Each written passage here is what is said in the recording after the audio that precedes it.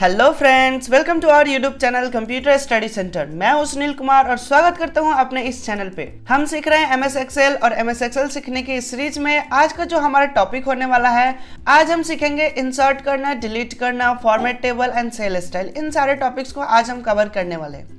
Last video की अगर हम बात करें तो लास्ट वीडियो में हमने कंडीशनल फॉर्मेटिंग को डिस्कस किया होता है, जिसमें हमने कंडीशन के बेस पे सजावट, फॉर्मेटिंग, कलर कर रहे थे, सेल कलर कर रहे थे, सेल हाईलाइट कर रहे थे। ओके, तो आज हम इन छोटे छोटे टॉपिक्स को कवर करेंगे। ये बहुत छोटे छोटे टॉपिक्स हैं जो कि एक वीडियो लेक्चर में कवर हो जाएंगे। तो आज हम इन चार ऑप्शन को कवर करने वाले हैं: format as table, cell style, insert and delete. ये इंसर्ट एंड डिलीट ये मोस्ट इंपॉर्टेंट है, इनको आप ध्यान से देखिएगा। तो इसके लिए आप वीडियो को एंड तक जरूर देखें। सबसे पहले मैं स्टार्ट करता हूँ फॉर्मेट एज टेबल। ये बिल्कुल आसान है। फॉर्मेट एज टेबल, इसके नाम से यह स्पष्ट हो रहा है कि ये क्या करेगा, तो टेबल को फॉर्मेटिंग करने का काम करेगा। और फॉर्मेट का मतलब क्या होता है, तो फॉर्मेट का मतलब होता है सजाना। अपने टेबल को डेकोरेट करना है, तो डेकोरेट करने के लिए हम इन ऑप्शन का यूज करेंगे। अभी मैं इस ऑप्शन को ओपन करके दिखाऊं तो अभी आप देख सकते हैं कि इधर कितने सारे कलरफुल स्टाइल्स रखे हुए हैं। इसमें यूज़ करना बहुत ही आसान है। यहाँ पे प्री डिफाइंड स्टाइल रखे हुए हैं, बस जिन ऑप्शन को यूज़ करना है, जिन स्टाइल को अपने टेबल पे अप्लाई करना है, तो टेबल को सिलेक्ट करके इन ऑप्शन को चूज कर लेना होता है। ओके, अब तो चलिए स्टार्ट करते हैं, देखते हैं कि हम कैसे इसको अप्लाई करेंगे। तो फर्स्ट ऑफ ऑल हम क्या करेंगे कि हम अपने टेबल को सिलेक्ट कर लेते हैं। ओके, ये मेरा टेबल हो गया, मैंने टेबल को सिलेक्ट कर लिया। सिलेक्ट करने के बाद हम चलते हैं फॉर्मेट एज टेबल, और जो भी आपको अट्रैक्टिव लग रहा है वो स्टाइल आप यहाँ से चूज कर सकते हैं। मैं यहाँ पे एक रैंडमली चूज कर लेता हूँ। मैंने यहाँ पे एक ब्लू कलर वाला चूज कर लिया, और जैसे ही मैंने चूज किया, एक बार ये कंफर्म करने के लिए मुझे ये बता रहा है कि क्या आपको इसी टेबल के ऊपर अप्लाई करना है। तो यस, मुझे इसी टेबल के ऊपर अप्लाई करना है। अगर आपको कोई दूसरा टेबल करना है तो आप इस कंटेंट को हटाइए, डिलीट करने के बाद फिर से आप रिसेलेक्ट कर सकते हैं। कभी कभी क्या होता है कि बिना सेलेक्ट किए हुए फॉर्मेट एज टेबल पे हम क्लिक कर देते हैं, तो फिर से ये आपको ऑप्शन देता है कि आप सिलेक्ट कर सकते हैं। तो यहाँ से आप डिलीट भी कर सकते हैं। डिलीट करने के बाद फिर से आप इन टेबल को सिलेक्ट कर सकते हैं, कोई फर्क नहीं पड़ने वाला। ओके, तो अब मैं यहाँ पे ओके बटन पे प्रेस करूँगा, तो यहाँ पे अभी आप नोटिस करेंगे कि ये जो इफेक्ट था, जो मैंने स्टाइल चूज किया था, वो हमारे टेबल पे अप्लाई हो चुका है। वो इफेक्ट यहाँ पे आ चुका है। अच्छा, एक चीज़ और आप नोटिस करेंगे कि जो ये टेबल का हेडिंग है, टेबल के हेडिंग पे आप देखेंगे कि एक छोटा सा एरो, छोटा सा एक कॉम्बो बॉक्स सारे हेडिंग्स पे दिखाई दे रहा है। एक्चुअली इनको हम बोलते हैं फिल्टर। फिल्टर का मतलब होता है कि हमारे डेटा में से कुछ छटाई करना है, कुछ मिक्सअप डेटा है, तो उसमें कोई पार्टिकुलर डेटा को फिल्टर करना होता है, छटाई करना होता है, तो उसके लिए हम इनका यूज करते हैं। तो फिलहाल अभी इनको आप इग्नोर करिए, हम अगले वीडियो लेक्चर पे इनको डिस्कस करेंगे और डिटेल डिस्कस करेंगे। तो इसको रिमूव करने का जो तरीका है, आप होम टैब में जाएंगे और यहाँ पे आपको दिखेगा सॉर्ट एंड फिल्टर। उसके बाद आप यहाँ पे फिल्टर ऑप्शन पे क्लिक करेंगे। ओके, यहाँ पे आपको दिख रहा है फिल्टर ऑप्शन, तो मैं इस फिल्टर ऑप्शन पे क्लिक करूंगा। जैसे मैंने इस फिल्टर पे क्लिक किया, यहाँ पे आप देखेंगे कि ये हमारा रिमूव हो चुका है। ओके, तो ये हमने देखा कि फॉर्मेट एज टेबल का काम क्या है। तो फॉर्मेट एज टेबल बेसिकली कुछ है नहीं, बस टेबल के ऊपर फॉर्मेटिंग करना। और फॉर्मेटिंग करने के बाद अगर आपको लग रहा है कि नहीं, कलर में कोई चेंजेस करना है, तो आप यहाँ पे डिजाइन टैब में जाएंगे। डिजाइन टैब में जाने के बाद यहाँ पे और भी बहुत सारे फॉर्मेटिंग करने के लिए ऑप्शंस दे रखे हैं। आप इनमें से कोई ऑप्शन को देख सकते हैं, आप खुद से चूज कर सकते हैं। जैसे रो बैंडिंग हमें करना है, नहीं करना है, यहाँ पे row banding, column banding, last banding, इस तरह से है। आप इन सबको एक एक चेक करके देख सकते हैं। अगर आपको कलर में कोई मॉडिफिकेशन करना है तो आप यहाँ से कलर पे भी मॉडिफाई कर सकते हैं। आप यहाँ साथ के साथ देखेंगे भी कि कलर भी चेंज हो रहा है हमारे सीट के ऊपर। ओके, आई होप कि अब ये आपको समझ में आ गया होगा कि इसका काम क्या है। फॉर्मेट एज टेबल का काम है कि हमारे सिलेक्टेड टेबल के ऊपर क्या करेगा, तो फॉर्मेटिंग लगाने का काम करेगा। ओके, अगला पॉइंट है सेल स्टाइल। सेल स्टाइल में थोड़ा सा डिफरेंस ये होता है, जैसे कि हमने फिर से कुछ पार्ट को यहीं पे पास में ही सिलेक्ट कर लेते हैं। कुछ एरिया को मैंने सिलेक्ट किया, सिलेक्ट करने के बाद मैं इस पर सेल स्टाइल अप्लाई करूंगा। तो मैं इस साइड कर लेता हूँ ताकि हमें कंटेंट भी साथ के साथ दिखाई दे। और देखिए, यहाँ पे सेल स्टाइल करने से आपको ये डिफरेंट, देखिए कलर तो दोनों में होता है, लेकिन फ़र्क क्या है कि फ़र्क मैं भी इसको अप्लाई करता हूँ। देखिए, दोनों में चूज करने के लिए ऑप्शन दे रहे थे, इसमें भी टेबल चूज करने, इसमें भी कलर चूज करने के लिए दे रहे हैं, और सेल स्टाइल में भी कलर चूज करने के लिए दे रहे हैं। बट दोनों में डिफरेंस ये है कि यहाँ पे ये बिल्कुल रो एंड कॉलम जैसा दिख रहा है, बट यहाँ पे क्या हो रहा है कि बिल्कुल एक प्लेन कलर आ रहा है। और सभी का सेम कलर हो रहा है, लग ही नहीं रहा कि इसमें कोई टेबल है ना। तो ये डिफरेंस होता है इन दोनों में। ये जो टेबल फॉर्मेट एज टेबल है, ये इसमें जब हम कलर लगाएंगे तो सब कुछ टेबल की तरह दिख रहा है, रो अलग दिख रहा है, कॉलम अलग दिख रहा है, सेल अलग दिख रहा है। बट सेल स्टाइल में यहाँ पे क्या हो रहा है कि सारे सेल को सेम कलर से कर रहा है और ये लग ही नहीं रहा कि यहाँ पे कोई डिफरेंट सेल है, डिफरेंट रो एंड कॉलम है। ठीक है, तो यहाँ पे आपने इन दोनों को समझ लिया। अगर हम हेडिंग पे इन स्टाइल को अप्लाई करना चाहते हैं तो आप यहाँ से सिलेक्ट करके अप्लाई कर सकते हैं। जैसे कि यहाँ पे आप देख सकते हैं कि ये सेम कलर अप्लाई करने के लिए इसका यूज़ हम कर सकते हैं। और भी यहाँ पे है गुड है, बैड है, आप इनमें से कोई भी एक कलर सबके लिए अप्लाई कर सकते हैं। ओके, तो सेल स्टाइल और फॉर्मेट एज टेबल आपको क्लियर हो चुका होगा कि हम इसके मदद से टेबल के ऊपर कोई भी फॉर्मेटिंग कर सकते हैं, कलर कर सकते हैं, स्टाइल लगा सकते हैं। ओके, तो अब हमारा जो मेन इंपॉर्टेंट जो टॉपिक है वो उसको हम समझते हैं, इंसर्ट करना एंड डिलीट करना। अभी मैं इस सेल स्टाइल को थोड़ा सा क्लियर कर देता हूँ ताकि हमारा ये जगह बन जाए। ओके, इंसर्ट ऑप्शन को देखने से पहले हम सबसे पहले इसके ऑप्शंस को देखते हैं कि इसमें कौन कौन से ऑप्शन दिए हुए हैं। तो यहाँ पे जो ऑप्शन आपको दिख रहा है, फर्स्ट ऑप्शन दिख रहा है आपको इंसर्ट सेल, सेकंड ऑप्शन है इंसर्ट सीट रो, थर्ड ऑप्शन है insert seat column and last option है इंसर्ट सीट। यानी कि हम एक सीट में एक सेल को भी इंसर्ट कर सकते हैं, एक रो को भी इंसर्ट कर सकते हैं, एक कॉलम को भी इंसर्ट कर सकते हैं और एक सीट को भी इंसर्ट कर सकते हैं। जैसे ज़रूरत होगा उस अपने ज़रूरत के हिसाब से हम इसमें रो, कॉलम एंड सीट को हम इंसर्ट कर सकते हैं। जैसे हम एक बार पहले टेबल के ऊपर नज़र डालते हैं, हमारे टेबल में है रोल नंबर है, नेम है, हिंदी है, इंग्लिश है, मैथ है और टोटल है। ये कुछ हमारे पास यहाँ पे सब्जेक्ट्स रखे हुए हैं और रोल नंबर रखे हुए हैं। हम ये चाहते हैं कि जो रोल नंबर, नेम है, नेम और यहाँ पे ये जो सब्जेक्ट स्टार्ट हो रहा है, सब्जेक्ट से पहले और नेम के बाद यहाँ पे मुझे एक डेट ऑफ बर्थ का कॉलम चाहिए। आई होप कि आप समझ पा रहे होंगे। नेम एंड हिंदी, ये जो दो कॉलम आपको दिख रहा है, एक नेम वाला फील्ड और एक हिंदी वाला फील्ड, इन दोनों के बीच में मुझे डेट ऑफ बर्थ रखना है। तो इसके लिए हम क्या करेंगे, तो एक बेसिक सा रूल्स है, इसको ध्यान में रखिएगा। जिसके पहले चाहिए, ध्यान रखिए, जिसके पहले यानी कि हिंदी के पहले हमें चाहिए, तो हमने हिंदी वाले कॉलम को सिलेक्ट कर लिया। ओके, इवन आप हिंदी एक सेल को भी सिलेक्ट कर सकते हैं, बट कॉलम सेलेक्ट कर लेंगे तो ज़्यादा आसान रहेगा काम करना। तो जैसे हमने कॉलम सेलेक्ट कर लिया हिंदी वाला, इसके पहले एक कॉलम इंसर्ट हो जाएगा। ओके, अब हम चलते हैं इंसर्ट ऑप्शन में। तो इंसर्ट ऑप्शन में हम जैसे ही जाएंगे तो यहाँ पे आप देखेंगे कि इंसर्ट रो ऑटोमेटिक हाइड हो चुका है, मतलब कि ये अभी काम नहीं करेगा।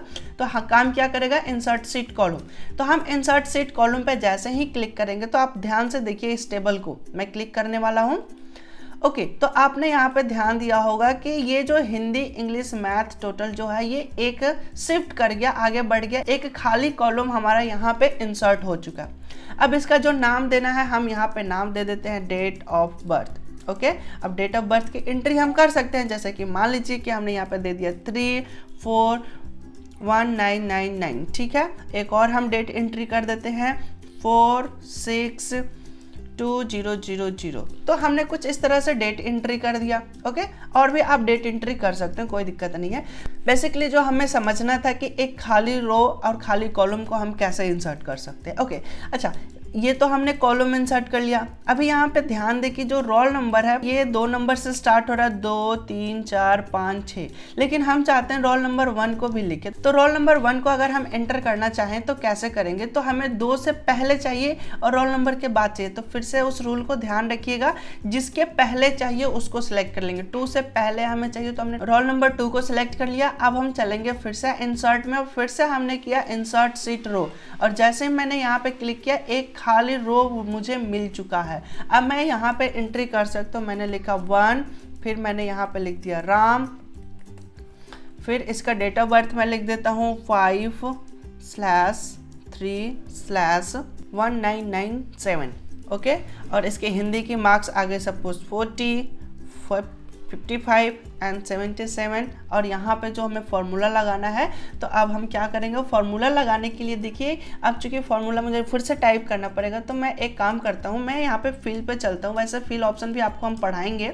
तो फिल पे गए और हमने यहाँ पे अब फिल कर दिया, तो यहाँ पे हमारा सेल इंसर्ट हो गया, फॉर्मूला लग चुका है। ओके, तो हमने यहाँ पे समझा कि एक रो और कॉलम को कैसा इंसर्ट कर सकते हैं। तो बिल्कुल आसान है, आपको बस सेलेक्ट करने आना चाहिए। सेलेक्ट करने के लिए आपको ये ध्यान रखना है कि किसके पहले चाहिए। ओके, जिसके पहले चाहिए उसके पहले हम इंसर्ट कर लेंगे। अच्छा, यहाँ पे अब एक बहुत ही अच्छा क्वेश्चन जनरेट होता है, इंटरव्यू पे भी इस क्वेश्चन को पूछा जाता है और एग्जामिनेशन पॉइंट में भी इसको पूछा जाता है। जैसे कि हमने यहाँ पे एक रो और एक कॉलम इंसर्ट किया, तो हमें ये पता है कि हमारे एक शीट में रो एंड कॉलम फिक्स होते हैं।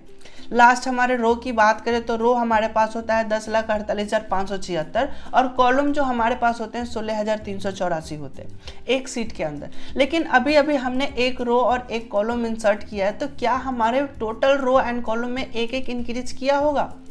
ये एक इंटरेस्टिंग क्वेश्चन होता है, कंफ्यूज करने वाला क्वेश्चन होता है। अक्सर इंटरव्यू में इस टाइप से क्वेश्चन पूछे जाते हैं। तो इस क्वेश्चन को मैं क्लियर कर दूं कि नहीं, यहाँ पे रो एंड कॉलम कोई इंक्रीज नहीं होता है। एक्चुअली हमें लगता है कि यहाँ पे नया रो और नया कॉलम इंसर्ट हो रहा है, बट एक्चुअली में ऐसा कुछ नहीं होता। एक्चुअली में होता ये है कि ये शिफ्ट करता है, यानी कि जो डेटा हमारा इतना डेटा यहाँ से H नंबर से स्टार्ट हुआ था वो सब एक एक कॉलम आगे शिफ्ट कर गया। तो शिफ्ट करने के बाद क्या हुआ कि एक कॉलम खाली हो गया या फिर एक रो खाली हो गया, तो यहाँ पे शिफ्टिंग होता है, ना कि नया इंसर्ट होता है। ठीक है, तो आई होप कि आप समझ चुके होंगे। ओके, तो अब हम नेक्स्ट ऑप्शन को देखते हैं। नेक्स्ट ऑप्शन हमारा डिलीट है और डिलीट को करने से पहले हम इसके ऑप्शंस को देख लेते हैं। तो यहाँ पे आप नोटिस करेंगे कि जितना कुछ हम इंसर्ट कर सकते थे वही सारा कुछ यहाँ पे हम डिलीट भी कर सकते हैं। जैसे डिलीट सेल है, डिलीट रो है, डिलीट कॉलम है, डिलीट सीट है।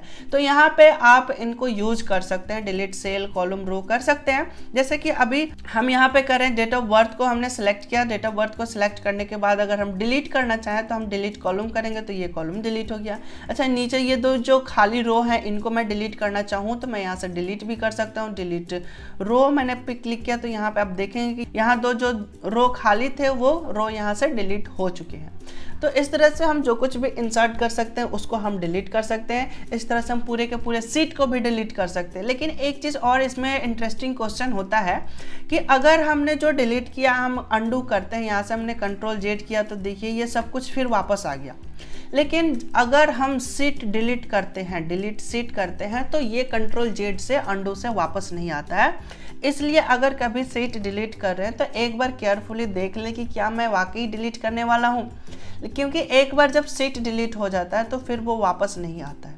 इस चीज़ को ध्यान रखिएगा। बाकी हम सब कुछ हम रिकवर कर सकते हैं Ctrl+Z से, बट हम सीट डिलीट किया हुआ रिकवर नहीं कर सकते। अभी आप देखेंगे कि हमारे सीट में seat 1, seat 2, seat 3, seat 4 and seat 5 है।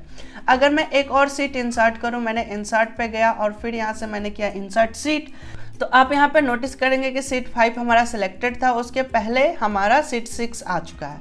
अब ये बिल्कुल ब्लैंक है। अभी मैं सीट 5 पे क्लिक करता हूँ, यहाँ पे आप देख सकते हैं नीचे टैब में, तो यहाँ पे मैं सीट 5 पे क्लिक करता हूँ तो ये मेरा टेबल वाला आ गया। सीट 6 पे अभी सीट 6 जो है ये अभी इंसर्ट हुआ है। तो अब हम क्या करते हैं कि इस सीट को डिलीट करते हैं। तो डिलीट करने के लिए आपके पास दो रास्ते हैं, या तो आप यहाँ से डिलीट कर सकते हैं या तो आप यहीं पे राइट क्लिक करें और यहाँ से डिलीट कर सकते हैं। तो हम यहाँ पे एक बार डिलीट करते हैं, डिलीट सीट किया मैंने तो ये सीट डिलीट हो चुका है। और अगर हम फिर से इंसर्ट करें तो 5 सीट के बाद अब कौन सा सीट इंसर्ट होगा, मैं यहाँ पे इंसर्ट करता हूँ इंसर्ट सीट। तो अभी आप नोटिस करें कि सीट 7 इंसर्ट हुआ, अब सीट 6 इंसर्ट नहीं होगा क्योंकि वो सीट डिलीट हो चुका है और हम उसको Ctrl+Z करके वापस नहीं ला सकते हैं। तो अब ये आपको क्लियर हो चुका होगा कि कब हमें रो को इंसर्ट करना है, डिलीट करना है, कॉलम इंसर्ट करना है, कॉलम डिलीट करना है, सीट इंसर्ट करना है, सीट को डिलीट करना है। तो जितना कुछ हम इंसर्ट कर सकते हैं वो सब कुछ हम डिलीट कर सकते हैं।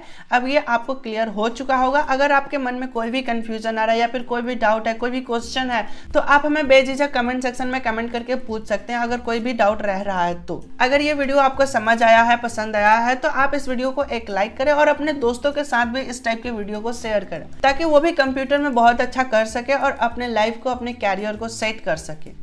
अगर आप इस टाइप के वीडियोस देखने में इंटरेस्टेड हैं तो हमारे इस चैनल को सब्सक्राइब करें और बेल आइकन को प्रेस कर ले ताकि इस टाइप के जब भी कोई नई वीडियो अपलोड हो नोटिफिकेशन आपको मिलता रहे। और अभी हाल में ही हम एक नया कोर्स अपने चैनल पे स्टार्ट किए हैं जो कि वेब डिजाइनिंग है, जिसके मदद से हम वेबसाइट बनाना सीखते हैं। अगर आप वेबसाइट बनाने में इंटरेस्टेड हैं तो आप डिस्क्रिप्शन को एक बार चेक कर ले, वहाँ पे आपको वेब डिजाइनिंग कोर्स का लिंक मिल जाएगा। इवन आपको बहुत सारे कोर्स का लिंक नीचे मिल जाएगा। और अगर आप नोट्स चाहते हैं MS Word, MS Excel, MS PowerPoint का, तो आपको नोट्स का भी लिंक नीचे डिस्क्रिप्शन में मिल जाएगा। तो एक बार डिस्क्रिप्शन को जरूर आप चेक कर लें और फ्री में कंप्यूटर कोर्स का आनंद उठा सकते हैं। Thanks for watching this video and take care, bye bye.